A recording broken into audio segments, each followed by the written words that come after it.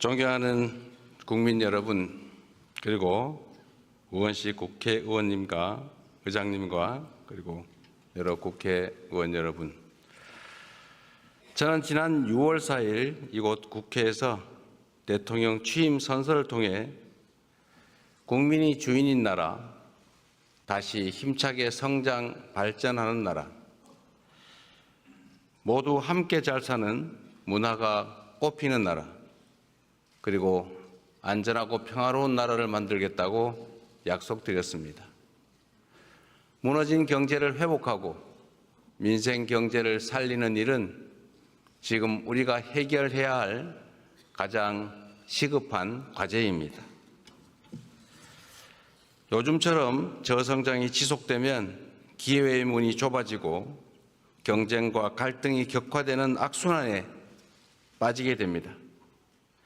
새로운 성장 동력을 만들고 성장의 기회와 결과를 함께 나누는 공정성장의 문을 열어야 양극화와 불평등을 완화하고 모두가 함께 잘 사는 세상으로 나아갈 수 있습니다.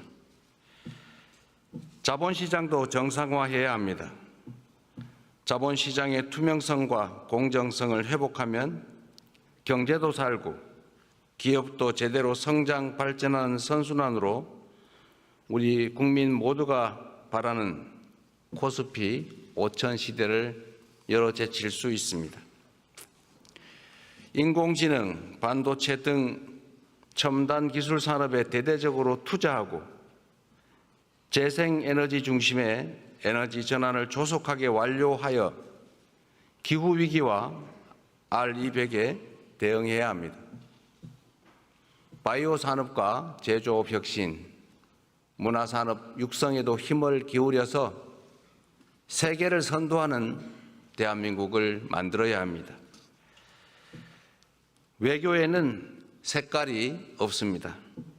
진보냐 보수냐가 아니라 국익이냐 아니냐가 유일한 선택 기준이 되어야 합니다.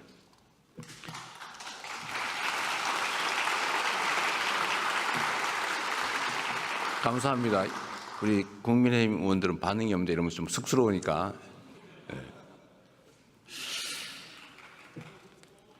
국익 중심의 실용 외교로 통상과 공급망 문제를 비롯한 국제 질서 변화에 슬기롭게 대응해야 합니다. 한반도의 평화와 안정을 확보하는 일도 더없이 중요한 일입니다. 평화가 밥이고 평화가 곧 경제입니다. 평화가 경제 성장을 이끌어내고 경제가 다시 평화를 강화하는 선순환을 통해 국민의 일상이 흔들리지 않는 나라를 꼭 만들겠습니다.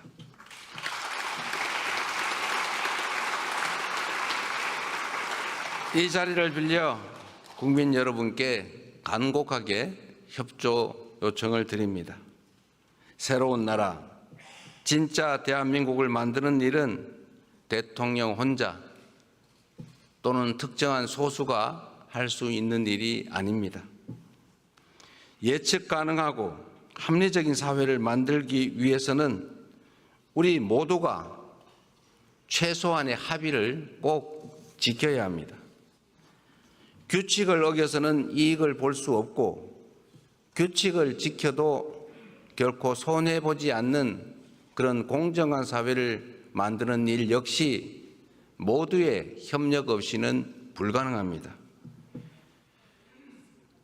공정하게 노력해서 일궈낸 정당한 성공에는 우리 모두가 박수를 보내는 그런 합리적인 사회를 꼭 만들어야겠습니다. 기득권과 특권, 새치기와 편법으로 움직이는 나라가 아니라 공정의 토대 위에 모두가 질서를 지키는 상식적이고 합리적인 사회로 나아가야 하는 것입니다.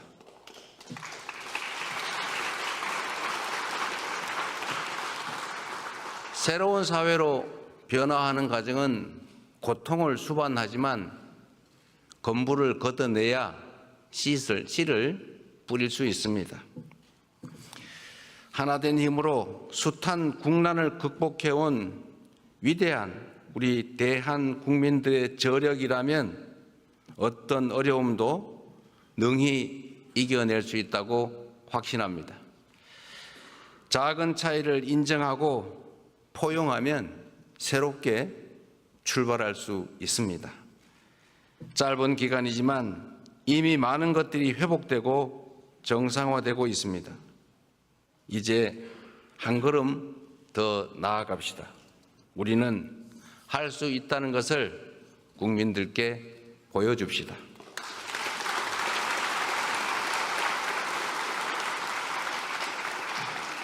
존경하는 국민 여러분, 그리고 더불어민주당, 국민의힘, 조국혁신당을 포함한 국회의원 여러분, 오늘 저는 정부가 추가 경정 예산안을 편성한 이유와 주요 내용을 직접 설명드리고 국회 협조를 구하고자 이 자리에 왔습니다. 인수위원회도 없이 출범한 정부가 시급하게 추가 경정 예산안을 편성한 이유는 우리 경제가 처한 상황이 그만큼 절박하기 때문입니다.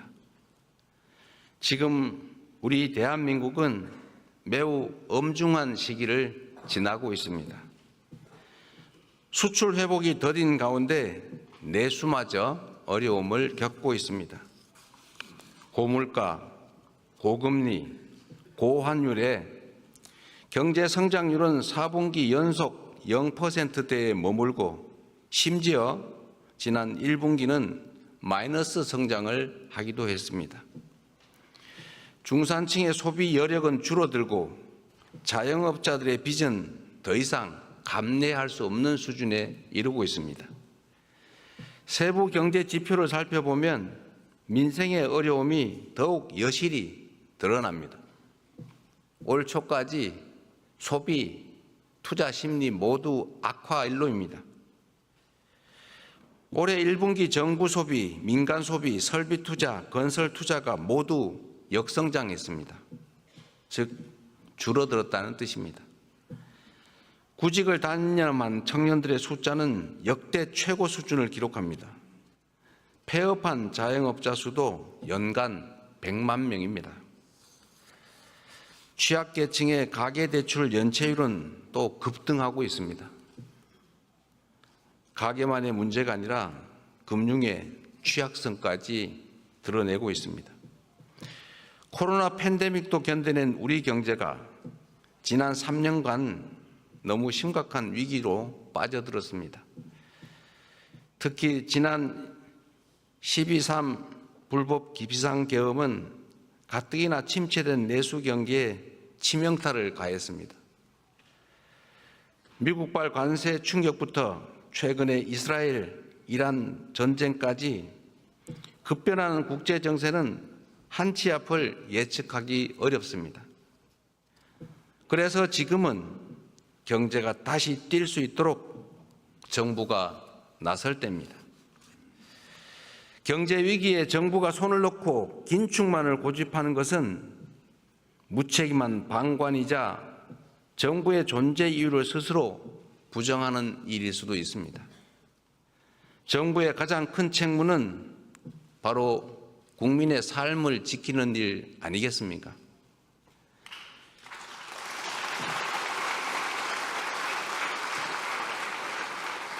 국민의 삶을 지키는 정부, 그리고 위기 앞에 실용으로 답하는 정부라야 합니다. 이념과 구호가 아니라 경제와 민생을 살리는 실천이 바로 새 정부가 나아갈 방향입니다.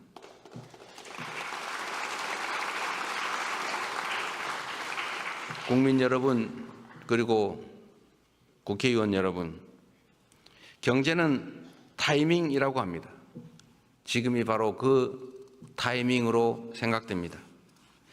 저는 취임 첫날 첫 행정지시로 비상경제점검 TF를 구성하고 경기 침체 극복과 민생 회복을 위해서 30조 5천억 원 규모의 추가 경정 예산안을 편성했습니다.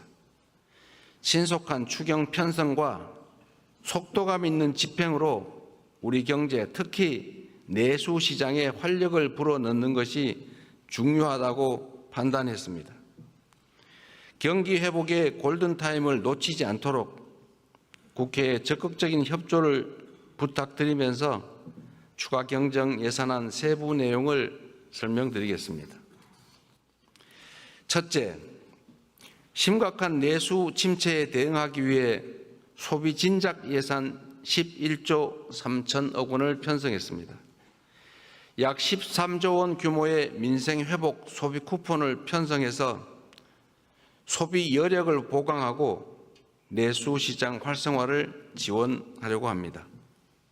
소비 쿠폰은 세금을 내시는 분을 포함해서 전 국민에게 보편 지급하되 취약계층과 인구 소멸 지역은 더 두터운 맞춤형 지원으로 편성했다는 말씀을 드립니다.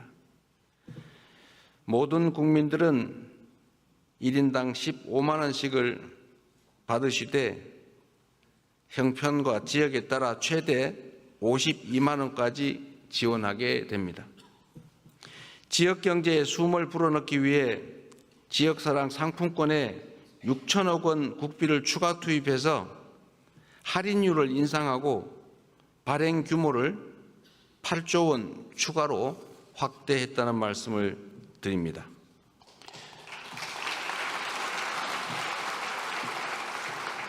소비 쿠폰과 지역사랑 상품권은 지방을 더 지원한다는 새 정부의 철학에 따라 지방에 더 많은 국비를 편성했다는 말씀을 드립니다.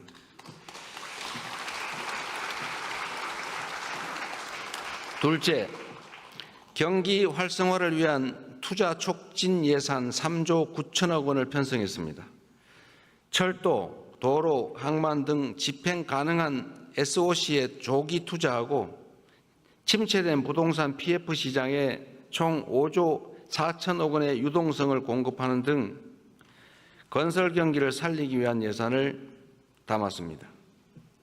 AI와 신재생 에너지 관련 투자를 확대하고 벤처 중소기업 모태펀드 출자 등 1조 3천억 원의 자금 지원으로 대한민국 성장 동력을 되살리고자 했다는 말씀을 드립니다.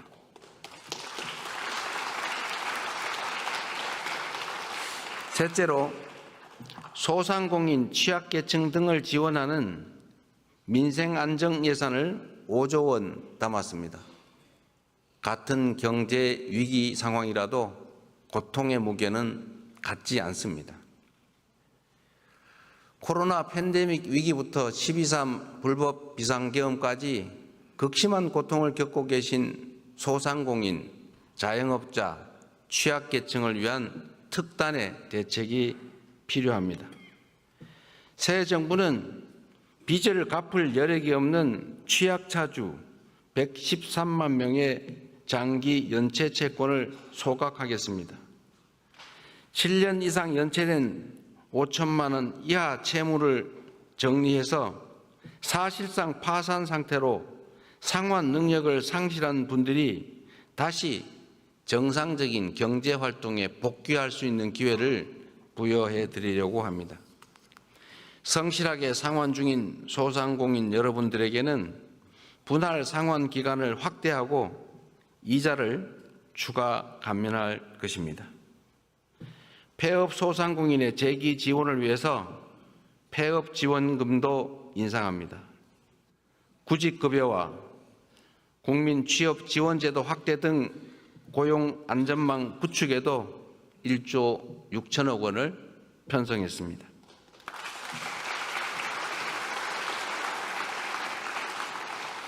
넷째, 10조 3천억 원 규모의 세입 경정을 추진해서 재정 정상화의 시작을 알리겠습니다. 이번 추경안에는 세입 경정을 반영했습니다. 재정 안정성과 국회의 예산 심의 확정권을 존중하기 위한 것이라는 점을 말씀드립니다. 2023년과 24년 이 두 해 동안 도합 80조 원 이상의 세수 결손이 발생했습니다.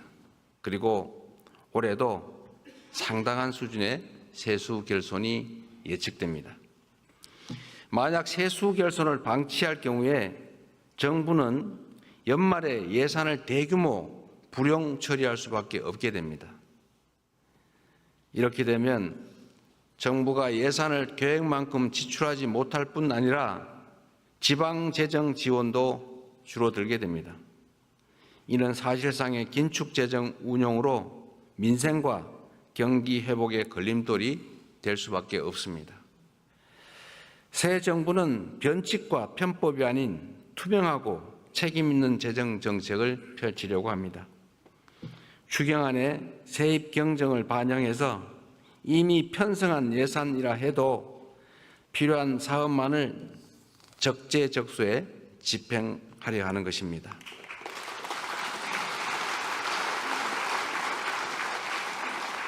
존경하는 국민 여러분, 우원식 국회의장님, 그리고 국회의원 여러분, 경제와 민생을 살리는데 여야가 따로 있을 수 없습니다.